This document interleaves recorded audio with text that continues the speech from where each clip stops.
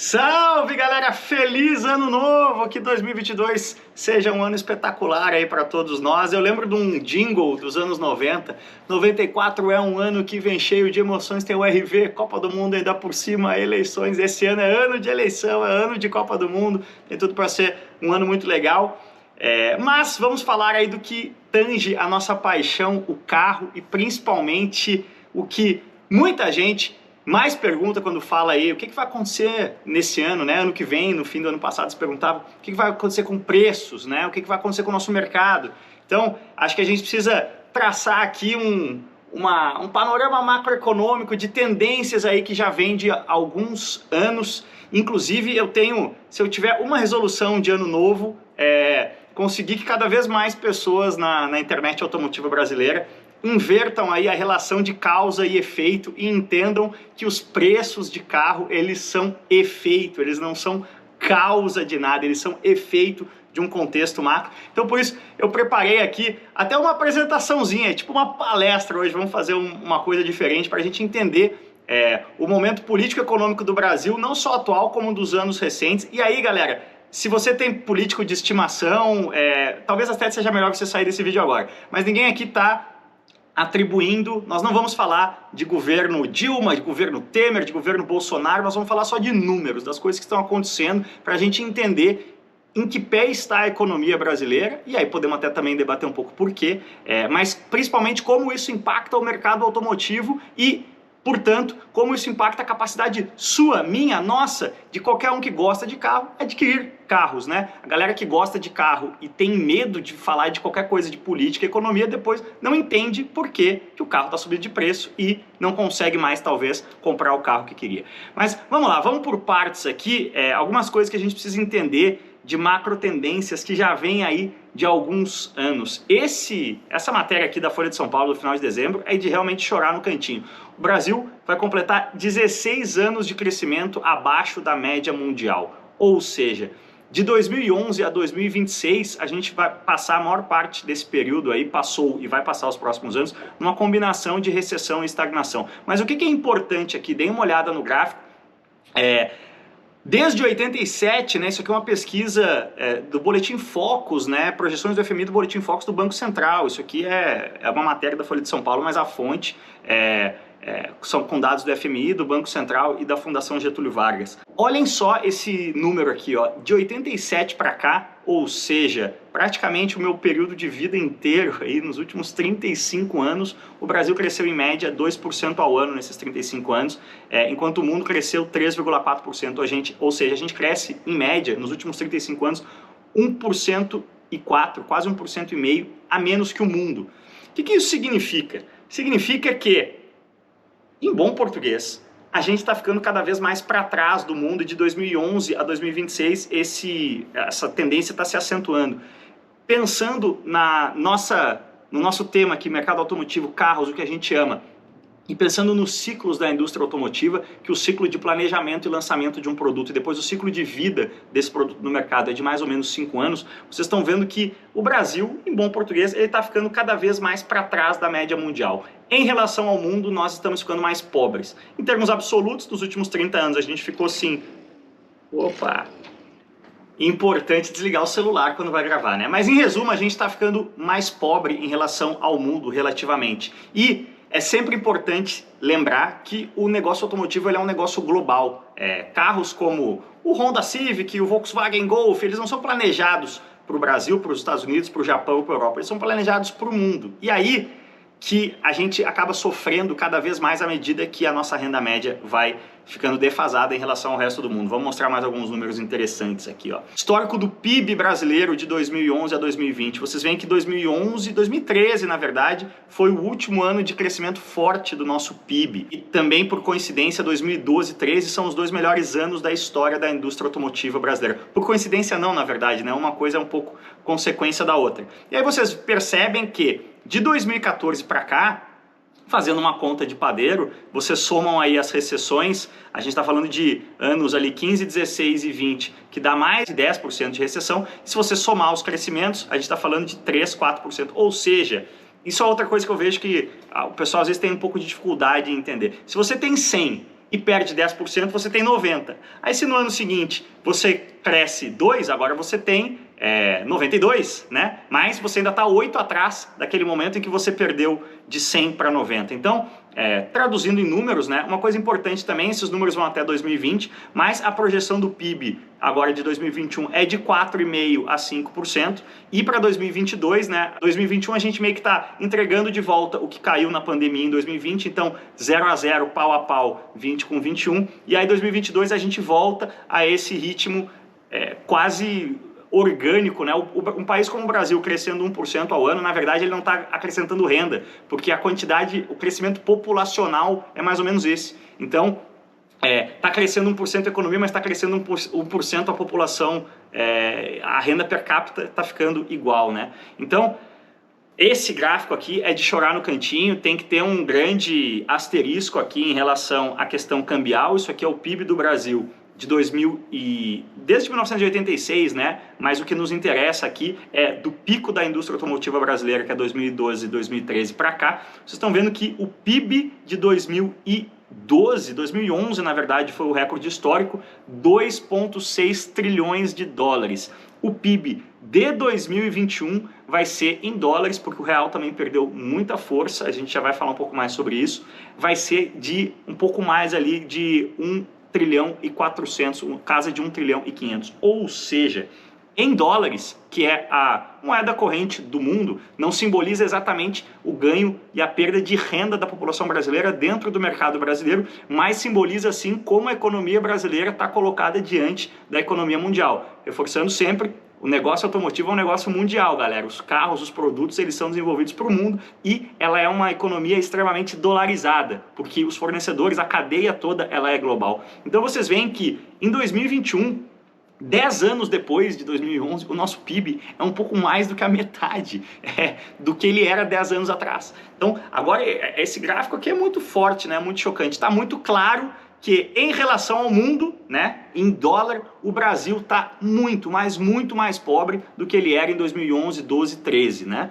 A gente inicia ali em 2014 uma queda que a curva vem em queda ali até 2020, e aí a gente está falando aí de uma projeção otimista que lá em 2026 a gente começa a chegar perto do patamar que a nossa economia estava em 2011. Então o Brasil perdeu 15 anos, não é nem uma década perdida, né? Quando eu era criança, nos anos 80, se falava que foi a década perdida da economia. A gente está indo para uma década e meia perdidas economicamente no Brasil. Falando de renda per capita, né? Ou seja, a renda brasileira dividida, o produto interno bruto dividido pela população, olha só que número chocante aí, né? De 2013 para 2020, a renda per capita em 2013 foi o auge histórico, ali estava chegando em 13 mil dólares, e hoje a nossa renda per capita de 2020, mas a projeção para 2021 é muito parecida, está na casa de 7 a 8 mil dólares, ou seja, o brasileiro ele está 40%, 50% mais pobre do que ele estava em 2013. Por que eu estou batendo muito a tecla de 2012, 2013? Porque são os anos em que a indústria automotiva brasileira estava bombando. E aí,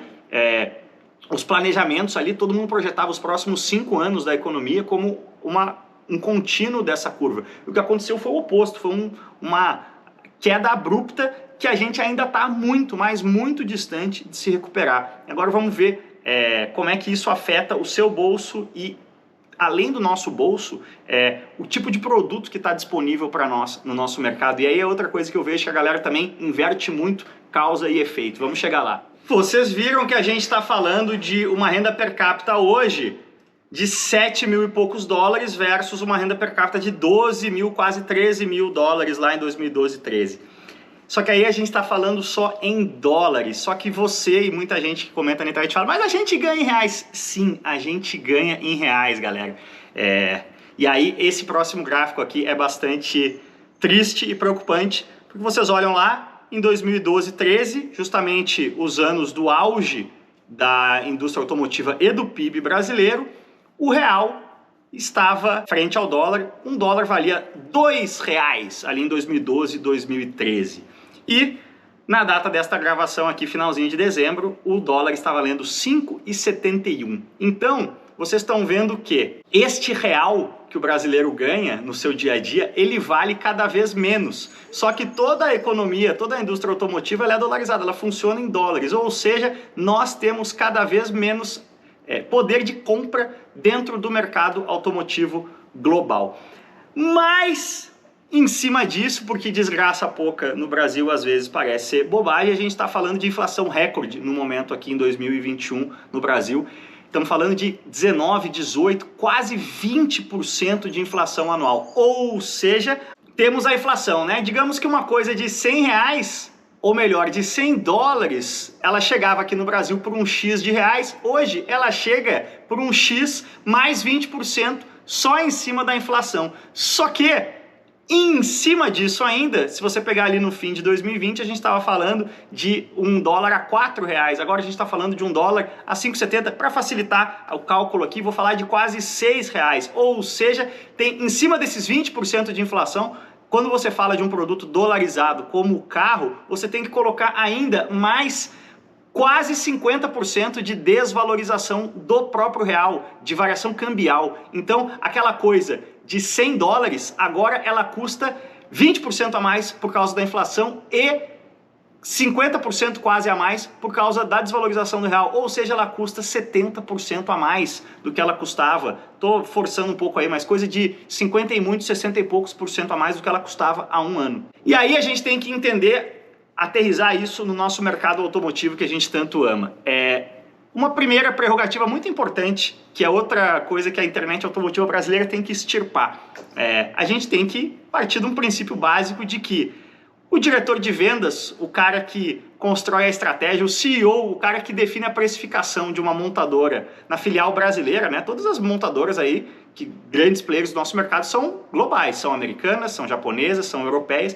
A gente tem que partir do princípio de que não existe um Dr. Evil só na filial brasileira, né? Não é que é o Austin Powers ali que está administrando a matriz nos Estados Unidos, a matriz no Japão, a matriz na Europa e as filiais, a filial na Argentina, no Chile, na África do Sul, na Nova Zelândia. Não, né? Todas as empresas, elas visam o lucro. E o lucro dentro de uma lógica, de um bom senso mínimo, no sentido que existe competição. Se você quiser ter uma margem de 500%, o seu cara do lado vai vender com uma margem de 100%, 200% e vai quebrar você, né? Então esse é o mercado. As margens no mercado automotivo, elas são bastante espremidas. Isso é uma coisa... todo esse macro contexto aí de declínio da economia brasileira explica muita coisa, né? Por exemplo, o fim da produção da Ford no Brasil, mas principalmente como o carro muito barato, ele já não consegue mais ser rentável no Brasil, porque ele é um produto com a margem muito espremida. A margem final de um Onix, de um HB20 para a montadora é na casa de 5%. Então, quando a renda está em declínio, esse produto se torna muito pouco atraente, porque ele precisa de muito volume para fazer dinheiro. Então tá claro, né? Não existem só Dr. Evils malignos na direção de vendas só das filiais brasileiras das montadoras. Isso é um mínimo de bom senso que a gente precisa trazer para a discussão também. Vamos lá, causa e efeito. Qual é o efeito de todo esse contexto macroeconômico dos últimos 9, 10 anos, aí, vindo de 2011, 12, agora para 2021, 2022. Vamos lá, 2013, auge do PIB, auge da indústria automobilística brasileira, um City 0 km custava 57 mil reais. 2021, com essa indústria e economia brasileira totalmente combalida num declínio agudo, né? Declínio e estagnação de 2015, 16 para cá, e ainda, isso que eu friso sempre, num patamar muito abaixo do que foi lá. A gente está fechando o ano aqui de 2021 com coisa de 2 milhões e 100, 2 milhões e 200 mil unidades, versus um auge em 2012 de 3 milhões e 800 mil, ou seja, o mercado brasileiro hoje ele é muito menor. Um City em 2013 custava 57 mil reais, um City em 2021, o New City chegou aí por 108 mil reais, quase o dobro, mas em dólares, mais ou menos a mesma coisa. Isso é muito importante, que a galera precisa entender que a economia, a indústria automotiva, ela é dolarizada, apesar da gente ganhar em real. Sim, a gente ganha cada vez menos, como os gráficos mostraram aí. Frente ao mundo, a gente ganha cada vez menos, a gente está cada vez mais pobre. E aí aquele argumento, que eu sei que é uma galera muito frustrada e que não consome tanto noticiário, não entende tanto a macroeconomia, fala, ah não, fazem porque tem idiota que paga. Não, galera, não tem. O número de, entre aspas, idiotas que paga é cada vez menor, né? O fato da gente estar cada vez mais pobre, né? Esse gráfico aí de novo da renda per capita, né? A gente está com uma renda per capita em dólares hoje, mais ou menos um pouco acima da metade do que ela foi em 2012, 2013. Então, o que acontece com o mercado? Ele despenca, né? A gente vem de um ápice ali de 3 milhões e 800 mil unidades em 2012 para esse patamar. Olha como de 2016 para cá, a gente entra num declínio a partir de 2014, né? A primeira grande queda ali é de 13 para 14, e aí 14 para 15 despenca, 15 para 16 despenca, e de 16 para cá a gente está no mesmo patamar. Cresce um pouquinho, aí pandemia 2020 cai de novo, mas olha, mesmo em 2019, quando a gente vinha ali de 3 anos seguidos em recuperação, essa recuperação que aconteceu entre 2016 e 2019 elevou o patamar do mercado brasileiro em 2019 para o mesmo patamar de 2008. Ou seja, os 3 anos de recuperação tímida que a gente teve entre 16 e 19 serviram para levar o mercado brasileiro para o mesmo patamar que ele tinha 10 anos antes, em 2008, 11 anos antes. Então a gente está muito distante de voltar ao patamar máximo. E de novo, a indústria automotiva ela toma decisões de médio a longo prazo e no macro. E olha a curva que vinha ali de 2006 para 2012. Ninguém seria acusado de maluco em 2012 de continuar projetando essa mesma curva. E ali a gente estaria falando, mantendo essa mesma curva, a gente estaria falando hoje em 2020 de um mercado brasileiro de 5, 6 milhões de unidades. Então muitos investimentos foram feitos nessa época que geraram passivos gigantescos para as marcas que elas não conseguiram sustentar. Isso explica, por exemplo, a fábrica da Honda de Tirapina ser concluída em 2016 e ficar 3 anos fechada, porque não tinha demanda.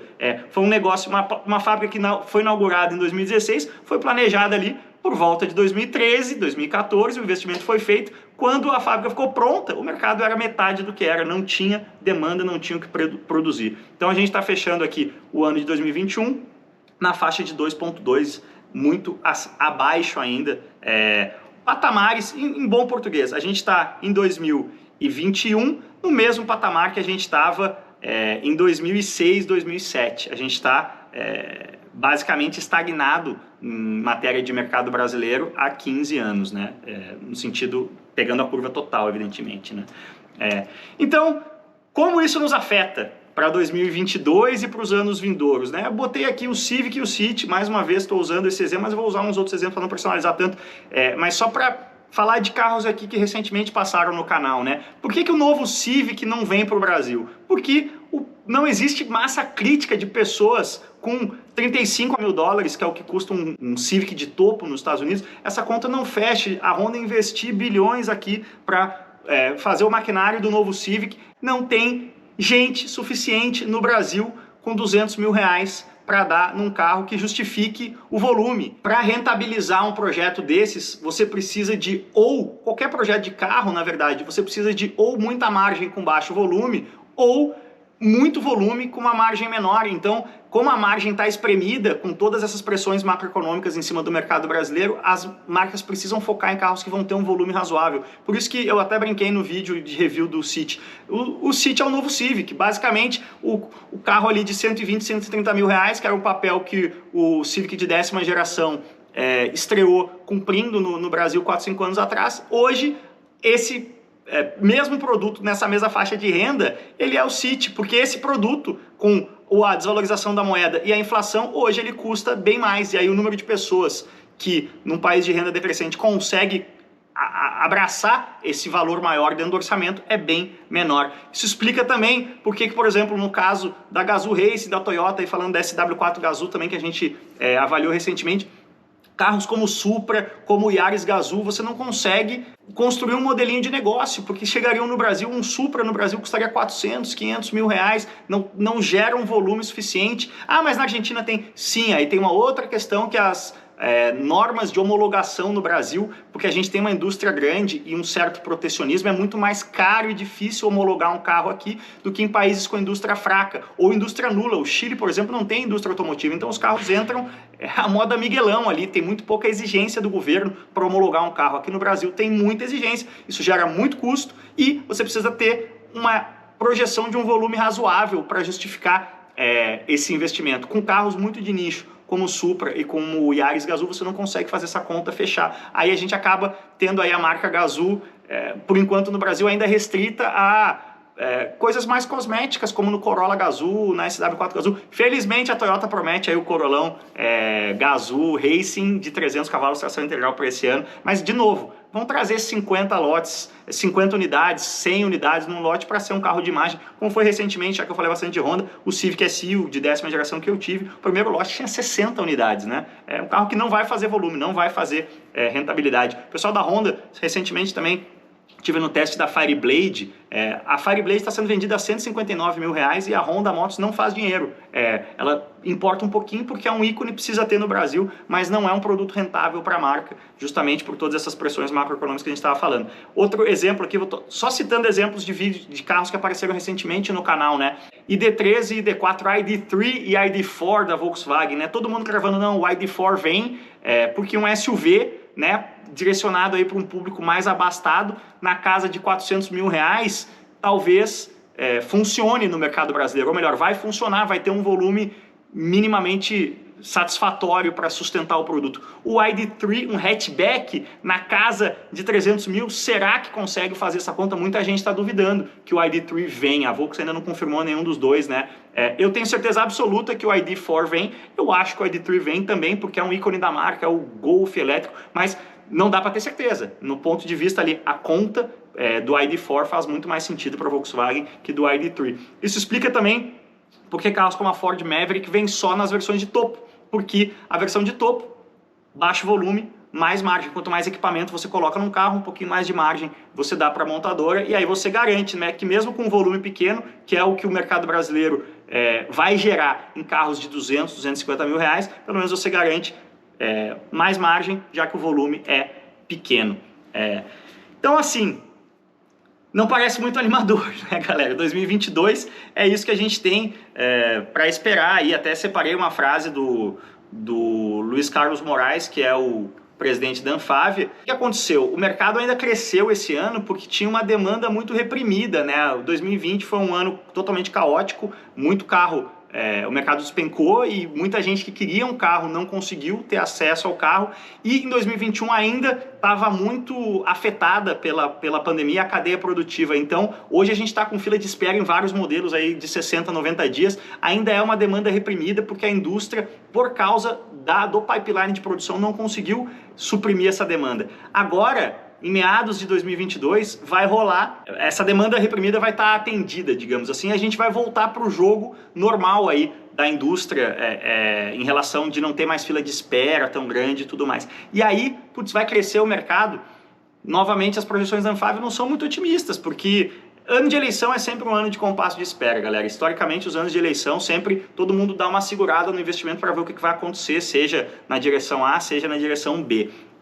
Então, eu acho que uma das formas que a gente vê como esse é um ano de compasso de espera, dá uma olhadinha aí, vou botar o link na descrição do vídeo da minha lista de Natal, elegi ali os principais lançamentos, né, o que a gente espera, o que a gente está mais ansioso aí que chega. Me chamou a atenção na hora de escrever o roteiro como, olha, poucas montadoras tinham mais de um carro, né? A maioria dos grandes players aqui do mercado brasileiro está trabalhando com um grande lançamento para 2022, justamente porque agora sim, pensa o CEO da montadora que teve que tomar a decisão ali 3, 4 anos atrás, pô, tá todo mundo tirando o pé do Brasil há bastante tempo e não tem nada no horizonte que justifique alguém falar, não, vamos acelerar Brasil é o futuro, vamos meter o pé. Ainda tá todo mundo em compasso de espera, esperando uma reversão dessa curva, só que é uma curva que vem em decadência ou estagnação há 10 anos quase, praticamente, né? Então é difícil a gente voltar a pensar tão no horizonte próximo aí,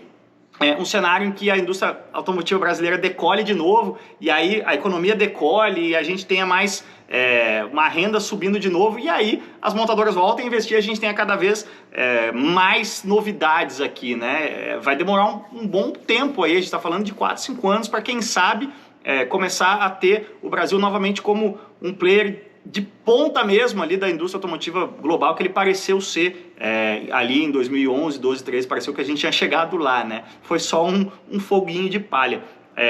Então, 2022, Alta da inflação, dificuldade em relação aos juros, né, para conter a inflação, muito possivelmente aí a taxa de juros vai ser aumentada, então tá tudo em compasso de espera. A gente deve ter sim, como eu falei, um ano mais um ano ali de segurando a onda, esperando que aconteça, lançamentos pontuais de uma montadora ou outra. Vejam lá o vídeo, a lista, tem bastante coisa, porque tem bastante players no nosso mercado, mesmo em crise, o nosso mercado ainda é o mercado top 10 do mundo, né? Então tem bastante coisa como um todo, mas está muito distante aí do ápice. E em relação a preços, galera, a coisa vai ficar mais ou menos do jeito que tá. A gente não tá com uma grande curva aí de esse ano ter uma grande recuperação econômica, e as projeções do PIB é 1,5%, 2% as mais otimistas. O câmbio deve ficar nessa faixa aí também, a gente espera que ele não decole mais, mas ele não vai despencar, o dólar não vai cair para R$4 esse ano, então os preços vão continuar muito altos,